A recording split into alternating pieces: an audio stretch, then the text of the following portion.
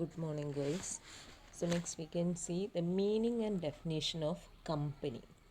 അപ്പോൾ കമ്പനി എന്ന് പറഞ്ഞാൽ നിങ്ങൾക്കറിയാം, it means association of persons registered under the companies act and formed for the purpose of undertaking some specific objectives.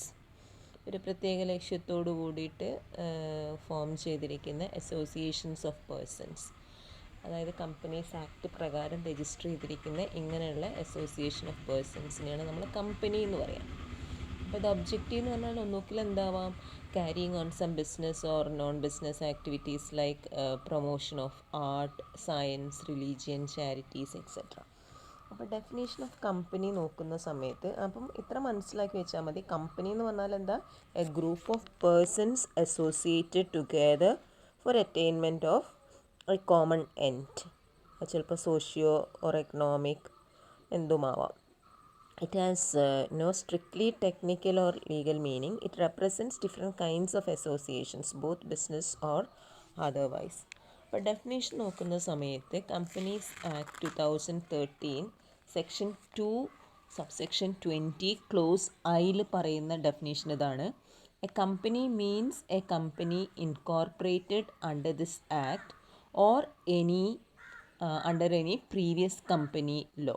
നോക്കിൽ 2013 act പ്രകാരം register ചെയ്തതാവാം, അല്ലെങ്കിൽ ഏതെങ്കിലും പ്രീവിയസ് ആക്ട് പ്രകാരം 1956 കമ്പനീസ് ആക്ട് പ്രകാരമോ ഏതെങ്കിലും കമ്പനീസ് ആക്ട് പ്രകാരം രജിസ്റ്റർ ചെയ്തിരിക്കുന്ന കമ്പനീസിനെയാണ് ഇതിനെയാണ് നമ്മൾ എന്തെന്ന് പറയുന്നത്, കമ്പനീസ് എന്ന് പറയാം. ഓക്കെ, അപ്പം it may be called artificial persons created by law or legal person with perpetual succession. അങ്ങനെ every company is a registered body or incorporated association. ഇനി കമ്പനി ഉണ്ടാവുന്നത് എപ്പോഴാണ്? It takes its origin by registration. Okay, അപ്പോൾ registration is compulsory for the formation of joint stock company. അപ്പം രജിസ്ട്രേഷനോട് കൂടിയിട്ടാണ് ഒരു company നിലവിൽ വരുന്നത്. ഓക്കെ, അപ്പം ഈ ഒരു ഡെഫിനേഷൻസ് എന്നൊക്കെ നമ്മൾ മനസ്സിലാക്കേണ്ടത്, കമ്പനി എന്ന് പറഞ്ഞാൽ എന്താ, it is an incorporated association which is an artificial person created by law having independent legal entity with capital divisible into capital law or corporate law is the law that is concerned with the creation and regulation of companies. Okay, ഇത് നമ്മൾ നോക്കാൻ പോണത് what are the characteristics of a company എന്നുള്ളതാണ്. അപ്പോൾ first അതിൽ പറയുന്നത് company has A separate legal entity. കമ്പനിക്ക് എന്തുണ്ട്? ഒരു സെപ്പറേറ്റ് ലീഗൽ എൻറ്റിറ്റി. അങ്ങനെ പറഞ്ഞാൽ എന്താണെന്ന് വെച്ചാൽ, a company is in law regarded as an entity separate and distinct from its members. It has an independent corporate existence എന്നാണ് പറയുന്നത്. അപ്പോൾ as a company is a separate entity, it can enter into contracts in its own name. അതായത് ഇങ്ങനൊരു separate entity ആയതുകൊണ്ട്, legal entity ഉള്ളതുകൊണ്ട്, company contract ഉണ്ടാക്കുകയാണെങ്കിൽ കമ്പനീൻ്റെ പേരിലാണ് കോൺട്രാക്റ്റ്, അല്ലാതെ അതിലുള്ള ഏതെങ്കിലും ഒരു ഷെയർ ഹോൾഡറിൻ്റെ പേരിലോ അല്ലാണ്ട് അതിലുള്ള മെമ്പേഴ്സിൻ്റെ പേരിലോ അല്ല കോൺട്രാക്റ്റ് ഫോം ചെയ്യുക. എങ്ങനെയായിരിക്കും? ഇന്ന കമ്പനിയും ഇന്ന ആളുകളും, ആരാ പുറമെ, ആരാ ഔട്ട്സൈഡർ, ആരാന്ന് വെച്ചാൽ അവരുമായിട്ട്, അങ്ങനെയായിട്ട് ആ കമ്പനീൻ്റെ കോൺട്രാക്ട്സ് വരിക. ഓക്കെ, അപ്പോൾ അതാണ് മനസ്സിലാക്കേണ്ടത്. നിയമത്തിൻ്റെ മുന്നിൽ കമ്പനീനെ എന്തായിട്ടാണ് കണക്കാക്കുന്നത്? ഒരു സെപ്പറേറ്റ് എൻറ്റിറ്റി ആയിട്ടാണ്. Any of its members can enter into contract with it in the same manner as any other individual can, and he cannot be held liable for the act of the company even if he holds virtually the entire share capital എന്നാണ് പറയുന്നത്. So in the eyes of law, company എങ്ങനെയാണ്? it has a separate legal entity. So being a separate legal entity, the nationality of the company does not depends on the nationality of its members. Moreover, the member cannot also be held liable for its debts എന്നാണ് പറയുന്നത്. Okay, that is the first point. കമ്പനിക്ക് എന്തുണ്ട്? നിയമത്തിൻ്റെ മുന്നിൽ ഒരു separate entity ആയിട്ടാണ് കണക്കാക്കുന്നത്. Okay, second point is it is a voluntary association, incorporated association എന്ന് പറഞ്ഞു. അപ്പം ഇവിടെ company is a registered body of persons. Every company comes into existence by incorporation. Incorporation എന്ന് പറഞ്ഞാൽ registration under the companies act. So registration is absolutely necessary for the formation of a company. Okay, then comes limited liability.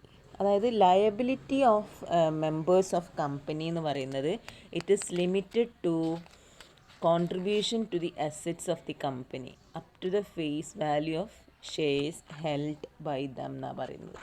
അതായത് ഇവിടെ എന്താ ഉദ്ദേശിക്കുന്നത് വെച്ചാൽ a company may be a company limited by shares or a company limited by guarantee. Company limited by shares എന്ന് പറഞ്ഞാൽ എന്താ? The liability of members is limited to the unpaid value of shares. അവരിനി എത്രയാണോ, ഇപ്പോൾ ഒരു member 1 lakh ആണ് അയാൾ contribute ചെയ്യുന്നതെങ്കിൽ ആ 1 lakh അതിൽ 50,000 അയാൾ ഓൾറെഡി കൊടുത്തിട്ടുണ്ടെങ്കിൽ ബാക്കി വരുന്നത് എത്രയാണോ 50,000 അല്ല അൺപെയ്ഡ് എന്ന് പറയുന്നത്, അത്രേ അയാളുടെ ലയബിലിറ്റി വരുന്നുള്ളൂ. അതാണ് പറയുന്നത് എന്താണ്, liability of members is limited to the unpaid value of shares. എങ്ങനെയാണെങ്കിൽ if that company is a company limited by shares. Okay, ഇനി നേരെ മറിച്ചിട്ട് in a company limited by guarantee ആണെങ്കിൽ the liability of members is limited to such amount as the members may undertake to contribute to the assets of the company in the event of being wound up. അതായത് limited by guarantee ആണെങ്കിൽ company wind up ചെയ്യുന്ന സമയത്ത് എത്രയാണോ contribute ചെയ്യാൻ നേരിട്ടുള്ളത് ഓരോ share ഹോൾഡേഴ്സും, അതിൻ്റെ അത്ര വരെ അവരുടെ ലയബിലിറ്റി വരുന്നുള്ളൂ. എത്രയാണോ each one is guarantee to contribute. Okay, ഇതിൽ കൂടുതൽ വരില്ല. അപ്പോൾ എപ്പോഴും മെമ്പേഴ്സിൻ്റെ ലയബിലിറ്റി എന്ന് പറയുന്നത് എന്താണ്? It is limited. ഇനി ഒന്ന് പറയുന്നത് എന്താണെന്നറിയോ? Perpetual succession. അതായത് company has perpetual succession or continuous existence. അതായത് ഒരു കമ്പനി എന്ന് പറഞ്ഞിട്ടുണ്ടെങ്കിൽ it will go forever എന്നാണ് പറയുന്നത്. പെട്ടെന്നൊന്നും പൂട്ടി ഇതാക്കാനുള്ള, അതിലെ മെമ്പർഷിപ്പ് മാറിക്കൊണ്ടേയിരിക്കും. It does not affect the existence of the company എന്നാണ് പറയുന്നത്. ഓക്കെ, അപ്പം it is created by a process of law and it can be put to an end only by the process of law. മനസ്സിലായല്ലോ? Members may come and go but the company can go on forever until it is dissolved. Okay, it continues to exist even if all its human members are dead. Even where during the war all the members of a private company while in general meeting were killed by a bomb, the company survived. Not even a hydrogen bomb could have destroyed it എന്നാ പറയുന്നത്. അതൊരു case law ആണ് കേട്ടോ. Okay, then next is common seal. കമ്പനിക്ക് എന്തുണ്ടെന്നാണ് പറയുന്നത്? ഒരു common seal ഉണ്ടാവും. അതായത് since a company has no physical existence it must act through its agents and all such contracts entered by its agents must be under the seal of the company. Artificial person ആണെന്ന് പറഞ്ഞത്. Company എന്ന് പറഞ്ഞാൽ എന്താണ്? It is an artificial person created by law. അപ്പോൾ ഒരാൾ എന്ന് പറഞ്ഞിട്ട് കണക്കാക്കാൻ പറ്റില്ലല്ലോ. നേരിട്ട് പോയി കണ്ട് കമ്പനിക്ക് എല്ലാ കാര്യങ്ങളിലും ഒപ്പുവെക്കാൻ പറ്റുമോ? ഇല്ല. അപ്പോൾ അങ്ങനെയുള്ള കാര്യങ്ങൾ ചെയ്യുന്നത് ഏജൻസാണ്. കമ്പനിയിൽ അതിൻ്റേതായിട്ടുള്ള ആളുകളുണ്ടാവും. അപ്പോൾ അവർ ഇത് കമ്പനി ചെയ്തതാണെന്ന് അറിയാൻ വേണ്ടിയിട്ട് കമ്പനിയുടെ മുദ്ര വെക്കും. കമ്പനിക്ക് എന്തുണ്ടാവും? ഒരു കോമൺ സീൽ ഉണ്ടാവും. ഓക്കെ, അപ്പോൾ the common seal act as the official signature of the company. Okay, അപ്പോൾ the common seal with the name and registered office address of the company engraved on it is used as the authentication for all important documents and contract executed by the company. Then comes transferability of shares. Transferability of shares എന്ന് പറഞ്ഞാൽ എന്താ ഉദ്ദേശിക്കുന്നത് വെച്ചാൽ കമ്പനീൻ്റെ capital എന്ന് പറയുന്നത് it is divided into parts called shares. അപ്പോൾ these shares are സബ്ജect to certain conditions freely transferable so that no shareholder is permanently or necessarily wedded to the company എന്നാണ് പറയുന്നത്. അതായത് ഒരു ഷെയർ ഹോൾഡർ പോയി എന്ന് വെച്ചാലും അയാളുടെ ഷെയർസ് വേറൊരാൾക്ക് ട്രാൻസ്ഫർ ചെയ്ത് കൊടുക്കാം. അപ്പോൾ ആ പുതിയ ആളാവും കമ്പനീൻ്റെ member. Okay, but when the joint stock companies were established, the great object was that the shares should be capable of being easily transferred. Okay, അപ്പോൾ പബ്ലിക് കമ്പനീൻ്റെ കേസിലാണെങ്കിൽ ഷെയർസ് എന്താണ്, ഫ്രീലി ട്രാൻസ്ഫറബിൾ ആണ്.